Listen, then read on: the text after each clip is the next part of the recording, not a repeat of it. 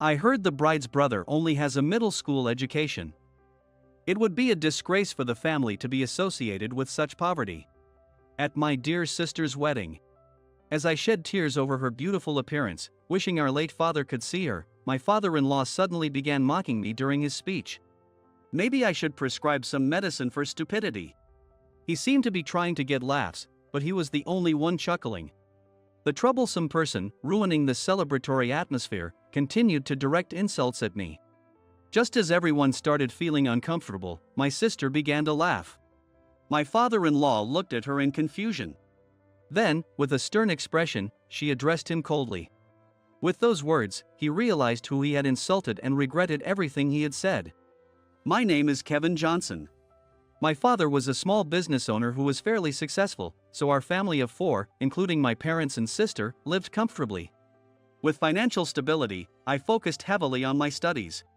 Of course, I also valued my responsibilities in committees and friendships. As a result, I was seen as a top student with a good reputation. I was proud of this and worked even harder. I was always surrounded by people and never experienced any misfortune. I lived a life completely free from despair. However, my life took a drastic turn after an accident. It was winter of my second year in middle school. Just as I was about to focus seriously on preparing for high school, my father, Mike, died in a car accident. This caused my mother to become severely depressed and bedridden. Already frail and often ill, she ended up staying in the hospital for a while. Additionally, we discovered that my father had debts. The business seemed successful, but it only appeared that way. With the cost of repaying debts and covering the funeral expenses, our savings were nearly depleted by the end. After these events, I decided to forego high school. I needed to support our daily expenses, my mother's medical treatment, and my sister Emily's education. With no qualifications beyond middle school, I was hired as a waiter at a restaurant. A friend of my father, aware of our situation, offered me a job at his establishment. However, that alone wasn't enough to sustain us, so I delivered newspapers and did some home-based work in my spare time. By the time a year had passed since my middle school graduation, my mother's health had improved enough for her to handle household chores and some light work. Mom, Kevin, I'm going to give up on high school and work too. I can't let you both carry all the burden. Emily, who was about to take her high school entrance exams, once said this. What are you talking about, Emily? Don't worry about the house. Follow your dreams.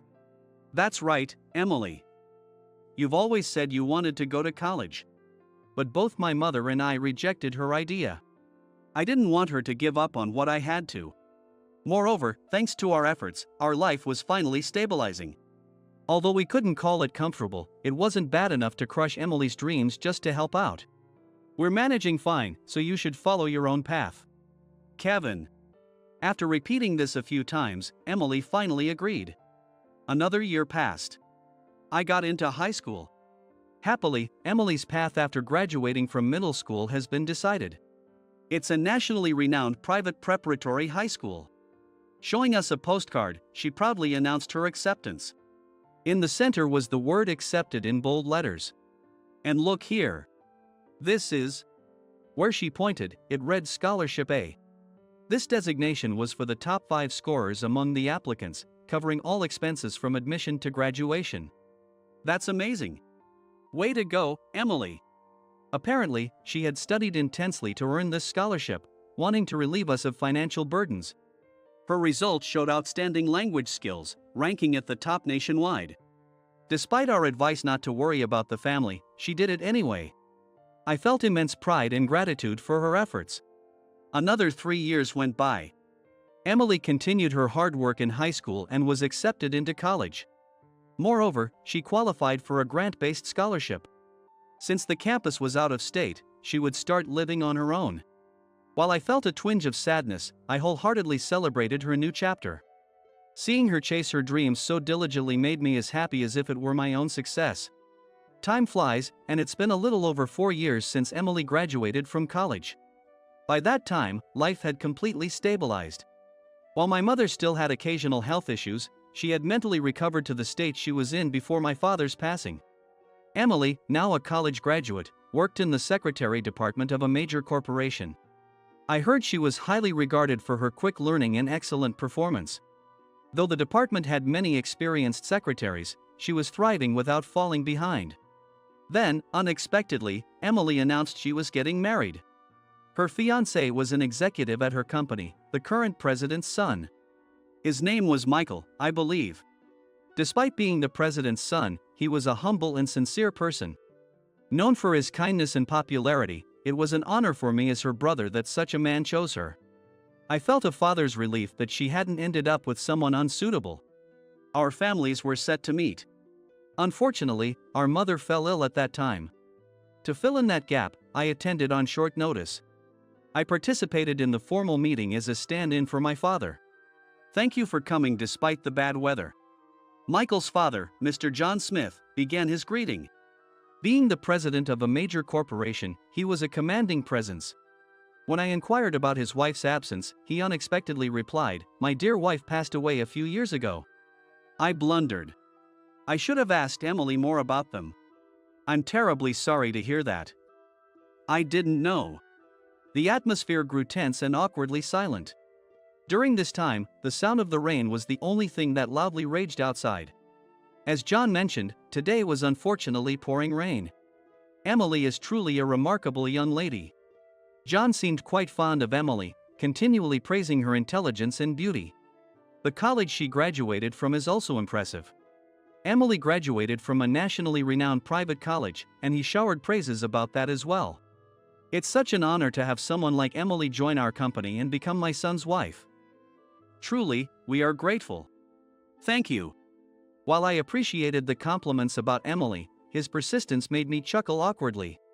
By the way, John's beaming face grew slightly serious as he looked directly at me. When I returned his gaze, he continued. Which college did you graduate from? Well, I suddenly asked about my education. I hesitated to answer as someone who only had a middle school diploma. Compared to Emily's stellar record, attending a prestigious high school and college, there was a significant gap. But there was no point in lying about my background. Dishonesty would eventually come to light. So, I decided to be honest. I didn't attend college. Due to various family circumstances, I started working after middle school. Oh. Is that so? Well. John seemed surprised and laughed awkwardly. After that, he started to ponder deeply, murmuring. Actually, my brother didn't go to high school because... Sensing my explanation might be lacking, Emily tried to add more context. However, John interrupted her. No need to explain further. I'm sure there are reasons you can't discuss. Though his words were polite, it was clear he looked down on me for my lack of education. He has a face closer to a smirk than a smile. Moreover, the end of his earlier words was slightly high-pitched, and a stifled laugh escaped his ha-ha. Thank you for waiting. Here is the appetizer course. At that moment, the waitstaff brought out the first course of our meal. Both families were in full support of the marriage, so the meeting was supposed to be enjoyable. However, a single exchange caused an awkward tension. As the luxurious dishes kept coming, I found myself too distracted to enjoy the food. On the day of Emily and Michael's wedding, I was moved to tears by the combination of her beautiful makeup and stunning wedding dress. Don't cry before me, Kevin. Sorry. I was to walk her down the aisle in place of our late father, but at this rate, I worried about holding it together. It's time to enter. The coordinator guided us to our positions. The doors swung open, and the loud music filled the room. Honestly, my memories from that point on are a blur. Whether it was due to intense nerves or the tears in my eyes, I couldn't see clearly. I only remember my heart being full from the emotions built up over the years. After our father passed away, Emily worked hard to minimize her educational costs, facing countless challenges. Please take care of Emily. I whispered to Michael as I entrusted her to him. He quietly responded, I will. With that reassurance, I wiped my eyes with a handkerchief and returned to my seat. After that, the reception proceeded smoothly, with John giving a formal closing speech. He began with, "Today, my son," and continued talking at length. He must have spoken for about 15 minutes. Just as he seemed to be wrapping up. Just as I thought it was over, another topic began. Speaking of colleges, he glanced in my direction. I heard that Emily's brother has only a middle school education. When he revealed my educational background, the room buzzed with murmurs. Whether they were mocking my education or disapproving of John's comment was unclear. Emily has an impressive background, but to be associated with a brother who is only a middle school graduate, well, it's quite a disgrace for the family. Still lost in my own emotions, I was almost singled out and mocked by John. Of course, I felt anger, but another emotion took precedence. Maybe I should prescribe some medicine for stupidity. John spoke into the microphone, half laughing. He seemed to be aiming for laughs, but he was the only one laughing. This troublesome man, who had dampened the joyous occasion, continued to hurl insults at me for a while. Well, that concludes my speech. Satisfied, he abruptly ended his speech and set down the microphone. Ordinarily, applause would follow, but the guests were stunned. They were, as the saying goes, pulling back in shock. Then, laughter began to break the uncomfortable silence. Everyone looked around in surprise. Emily. After a few seconds, I realized it was Emily who was laughing. John watched her with a puzzled expression. Though he didn't say it, his face clearly asked, "What's so funny?" Even as he stared, Emily kept laughing, holding her stomach. Tears formed at the corners of her eyes from laughing so hard, and I worried her makeup might get ruined. After laughing for a while, she let out a weary ah, and then looked at John with a serious expression. "John, you really should recognize your shareholders' faces." "Excuse me? Shareholders?" Michael nodded in agreement with Emily, glaring sharply at John. "Don't you remember that Kevin attended our shareholders' meeting? He's a major shareholder in our company." I hadn't known all the details about John, such as his late wife's passing. However, I didn't expect him to be unaware of who I was. At the family introduction, I thought my introduction was merely formal. But to him, it was genuinely his first time meeting me. What? What? John could only respond with confusion. He seemed utterly flustered. Well then. I stood up slowly and walked toward him. Emily's background is impressive, but what was that again?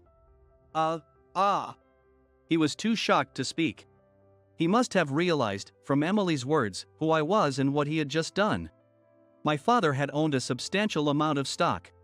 When he passed away, I was still in the 8th grade. I was too young to manage such investments. Thus, my mother became the official heir to the stocks. However, my mother wasn't in a good mental state at that time, so the inherited stocks remained untouched for a while. By the time Emily entered college, my mother's mental health had significantly improved. She finally had the capacity to consider the inherited stocks. Upon thorough examination, we discovered that most of the companies my father had invested in had grown substantially, providing us with more than enough to escape our precarious financial situation.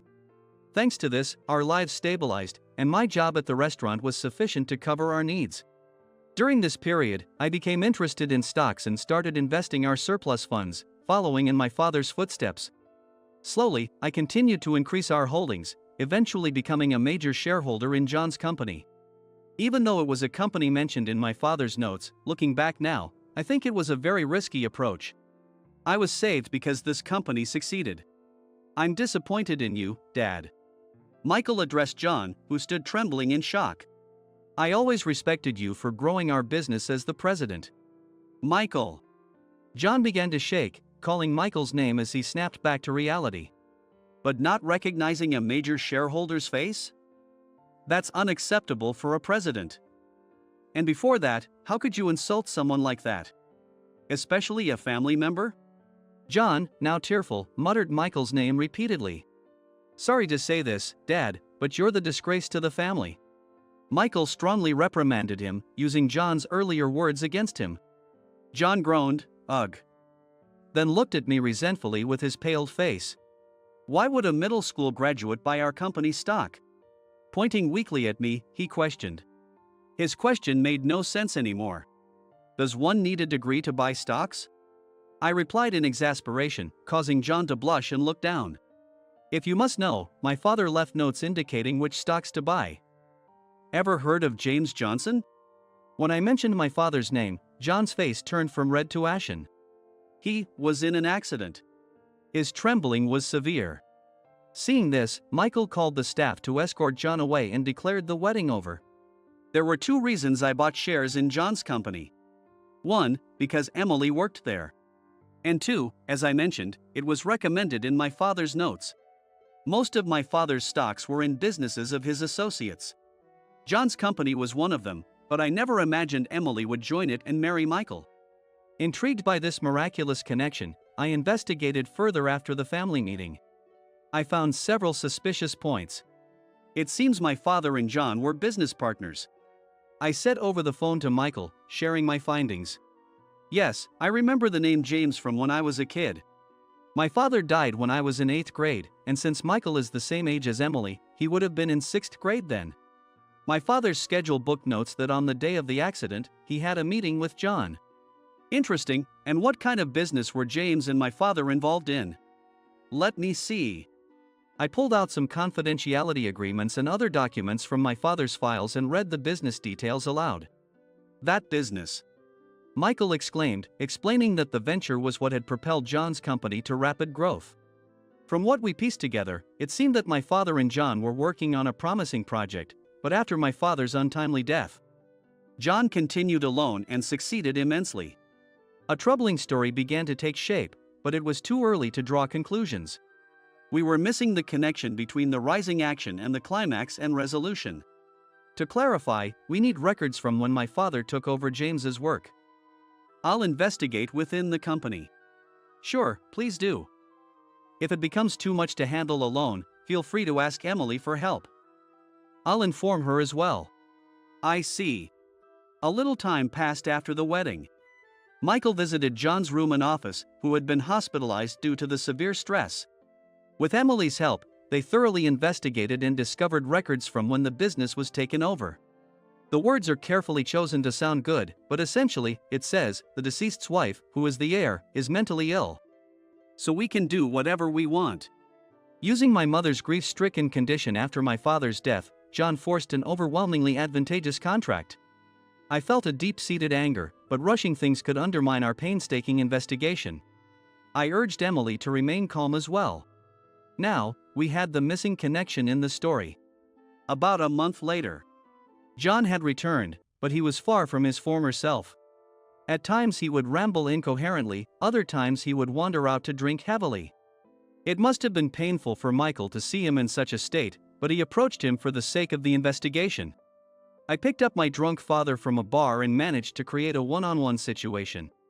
Michael informed me over the phone. He confessed, with a bizarre sense of pride, that he tampered with James's car brakes. Michael's voice, on speakerphone, began to tremble. His voice cracked, and I could hear him sniffling. He also admitted to burdening James's wife with debts and taking over the business. He did it to monopolize James's business and grow his own company. Emily and I were left speechless. The cause of my father's death might not have been an accident. It could have been an intentional act orchestrated by the despicable John. Even being confronted with such a possibility, anyone who could still speak fluently would be abnormal. Facing such a grim reality, we couldn't even cry. All we heard were Michael's sobs and apologies over the phone. But since my father's death was nearly 10 years ago, there is no clear evidence that John deliberately tampered with the brakes to cause an accident. It's just something he mentioned when he was drunk. How could we hold him accountable? After much thought, I demanded his resignation as president, leveraging my position as a major shareholder. Even though he was Michael's father, his disgraceful behavior at a public event like the wedding had severely tarnished his reputation. As Michael mentioned, he had been neglecting his duties and was heavily dependent on alcohol. His credibility was already in shambles, and there was little opposition to his resignation. With Michael's support, another executive was promoted to president. After that, I focused on locating the mechanic who had worked on my father's car. Michael took a leave of absence to assist me.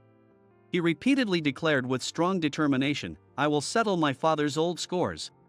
I genuinely thought he was cool. At the same time, I felt he would be a wonderful husband to whom I could confidently entrust Emily.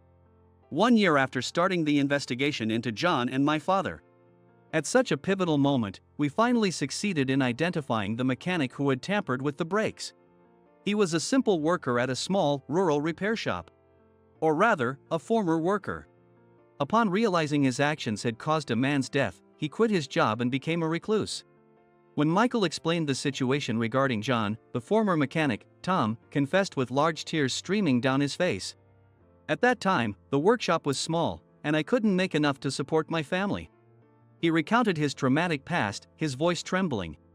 Then your father showed up with the blueprints. He asked me to modify the car as specified, promising a generous reward. As a mechanic, I knew the blueprints were suspicious. But I was blinded by the money. John's offered sum was staggering. I wrestled with guilt. Should I confess my crime? But I was terrified of being punished and even more of John's retaliation. I was utterly petrified. From the fear and guilt, he shut himself in his room. The wife and children he had wanted to protect left him, and he continued to live alone, barely getting by. He told us this in a voice barely above a whisper. Would you like to go to the police with us? I suggested to Tom, who was still trembling. Wanting to atone for his sins, he nodded vigorously, his eyes red from crying. Tom confessed to the police about the incident, no, the crime. He admitted he had been directed by John, took the money. Because of that, James left this world. All of it. Based on his testimony, John was taken in for questioning as a person of interest. After a thorough investigation into his actions and misconduct, John was officially arrested. Even though John was arrested, it wouldn't bring my father back. There was no sense of achievement, just an empty routine. One day, when I returned home, I noticed an unfamiliar luxury car parked in our driveway. Wondering what was going on, I entered the house to find Emily and Michael in the living room. My mother was serving coffee, and it seemed their visit and my return happened almost simultaneously. I'm sorry for dropping by unannounced. Sorry for the sudden visit without any notice. I don't mind, but what's the occasion? You both seem very formal. Both were dressed in formal attire for some reason. Actually, there's something I need to discuss with you, Kevin. Michael spoke solemnly. What my father did is unforgivable. As the son of such a despicable man, it is equally unacceptable for me to marry James's daughter.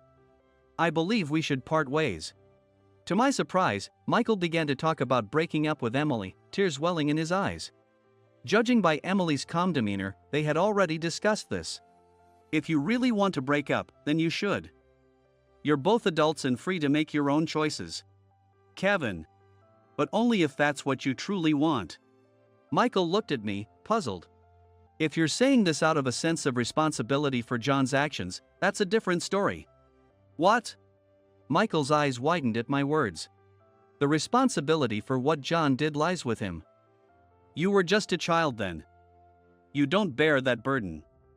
So, instead, I have a request. I asked Michael. Ignoring his confusion, I continued. If your feelings for Emily haven't changed, could you please make her happy? Kevin. You're right. My feelings haven't changed. I still want to be with Emily with all my heart. When I looked up, Michael was crying as he spoke. Emily, sitting beside him, was hiding her face in her hands, blushing. Emily, are you okay with this? Yes, thank you, Kevin. Their emotions seemed to spread, making me feel a bit embarrassed too. To cover it up, we all laughed together for a while, including my mother. The sun was setting, painting the sky a deep orange. Hearing a few crows cawing, I stood before my father's grave and put my hands together in prayer. Long time no see, Dad. I opened my eyes and began recounting everything that had happened recently. It happened last year, but Emily got married. Her husband is an executive at her company, and he's a very sincere person. The flowers I had placed swayed in the wind, as if nodding in agreement. It seemed that my father was pleased with Emily's happiness. I then briefly mentioned the man named John, who had once been my father's business partner. But don't worry, Dad. The man who deceived you has been brought to justice. The verdict hasn't been delivered yet. But he's admitted his guilt and appears to be remorseful. What kind of punishment John will face remains unknown. Will he regret his actions? Will he apologize to my father? That's up to him, and it's something I can't predict. Tom, who tampered with the brakes, feared retribution from his employer and kept silent about his crime. Similarly, John might have been living in fear of someone's revenge. His extraordinary shock at Emily and Michael's wedding. It seemed to indicate the answer. How did he feel, standing on the ill-gotten pedestal of his position? And now, having lost his status and social credibility, what must he be feeling? I might be a bad person for hoping that he experiences the same pain my father did. But I want to live my life with integrity. I want to be a strong person who can be proud of himself and never have to feel ashamed. I told my father these wishes and left the cemetery.